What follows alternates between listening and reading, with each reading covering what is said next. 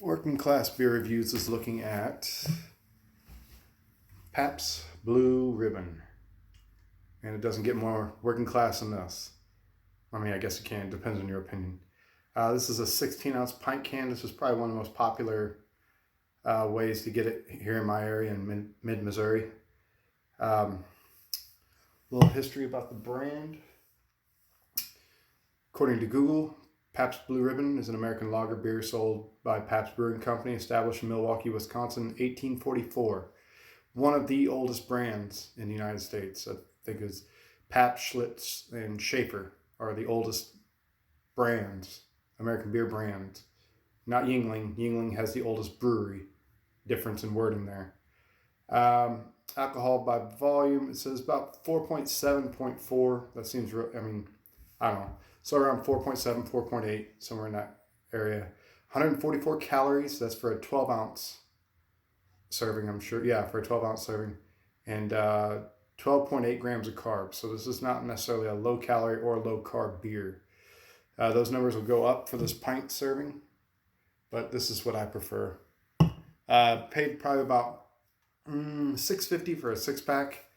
There for a while, had this Casey's General Stores gas station chain here in the Midwest.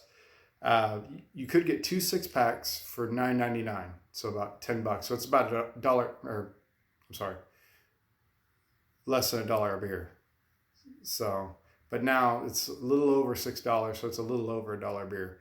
Hamm's right now is the cheapest beer, next to also Milwaukee's Best, as far as getting six-packs are concerned. So this is like one of those artist series.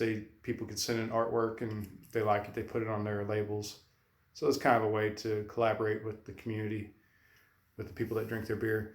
This was actually a very, very popular beer at one point in time. They used to tout, well, not on these. Back in the 1800s, they won a gold medal, but they used to put like blue ribbons actually on their bottles. But in 2016, at the I don't know if it was the Great American Beer Festival or the World Beer Cup, one of those two, Pabst Blue Ribbon won gold, I believe, in the American Adjunct Lager style. So that's a blind taste test, so that's got to say something. So we'll open this.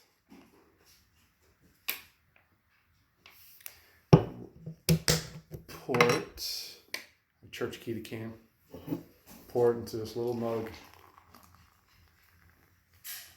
Spilled a little bit. I thought the church key thing would help keep from spilling, but poured it real aggressively. You can see that. I kind of got into these little stubby mugs there for a while. I still like them. They don't hold much, but they're kind of cool. They're very sturdy. I think they're popular like in the 70s, something like that. So you'll find this in most places. Miller, I think contract brews. They had a big dispute, but Pabst Brewing Company is its own entity. But they don't actually brew their own beer. Almost everything's contract brewed, except for up in Milwaukee. I think they started up some boutique breweries for some of their brands. I think they brought back Ondecker, which is like their version of Michelob. And they own a lot of the old beer like brands like Schlitz, Stroh's, Schaefer.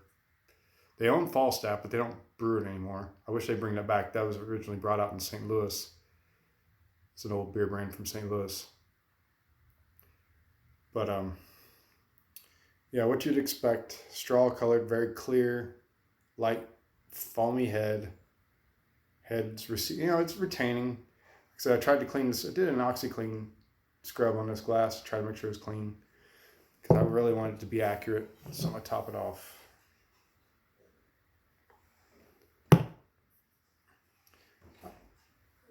I buy this stuff fairly regularly. I did a review on the Pabst Extra, which is something I probably won't ever see again. It was out in another part of town, close to Kansas City, but I probably never see it in my area. I've seen the Pabst Easy, which is like a light version. I think it replaced Pabst Light. And I don't know if it's the 4.5% or if it's actually lower than that. It's supposed to be like a low-carb beer like Michelob Ultra. It was okay, but this is before I started doing beer reviews. So let's go with the smell.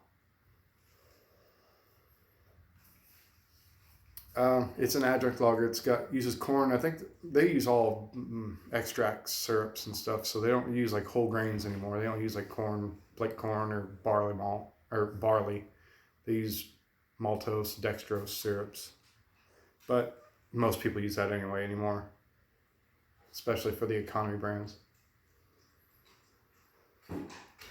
Yeah, so it smells grainy. You'll notice that there's a little bit more of a strength to these beers than your light beers. So some people don't like them because they think they just taste too strong, gamey, wild, whatever you want to call it.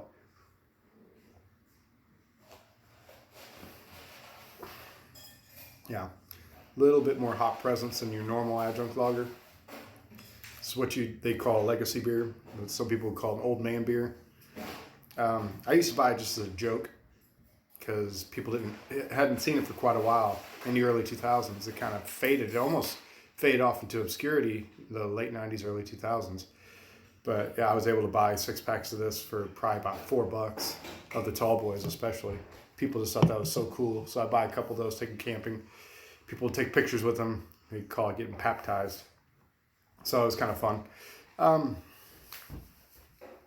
But is it good? I mean, yeah, it's good. It won a gold medal at an award, so a blind taste test. I mean, that tells you something. You gotta get past the bias of looking at the label. So yeah, it's a good beer. It should stand toe to toe with Coors and Miller High Life or MG. Well, I mean, it's not. They used to make an ice beer. They used to make a draft beer. Like, you know, they did all the fads like everybody else. But now they've really narrowed it down. It's just the Pabst. They got the Pabst Extra, the Pabst Easy, and they made an NA beer. Which, I don't know. I guess if I can find a single of it somewhere, I might do it just for review purposes. But I don't see the point. I mean, unless you just abstain from alcohol, but love the flavor of beer, which to each their own. Yeah, this is about the same price point. I think Anheuser-Busch has marketed Rolling Rock to about the same price. Hamm's is produced by Miller, and it's a little bit cheaper actually. And I find them in the pint cans. I've done a review of that. That's a good beer especially for its price. So I think this is starting to creep back up in price. It used to be a lot cheaper. People call it a hipster beer because the college kids would buy it because it was cheap and it was kind of obscure. So they kind of owned it and like, oh yeah, look at us. We're drinking this and we like it. Well, yeah, I'm drinking it and I like it too. It doesn't make me a hipster per se. It just means I like good beer. So I hope it never fades off. I hope someone, even if the company were to ever go defunct, I'd hope someone would pick up the brand and, you know, continue on with the legacy. It's been around forever, obviously being one of the oldest beer brands. Let's give it another one.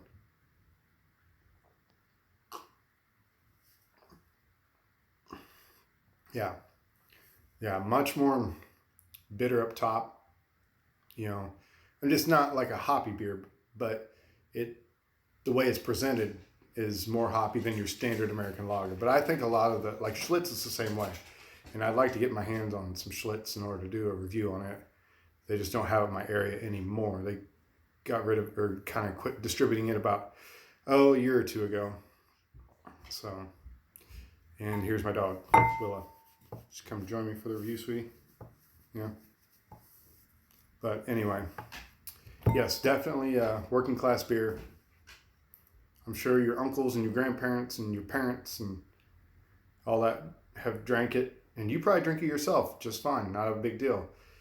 You know, like I said, it's very affordable for the most part. Now, at least in the 6-pack configuration, I've seen 12 packs that go close to $10. I'm like, okay, you're kind of pushing it there.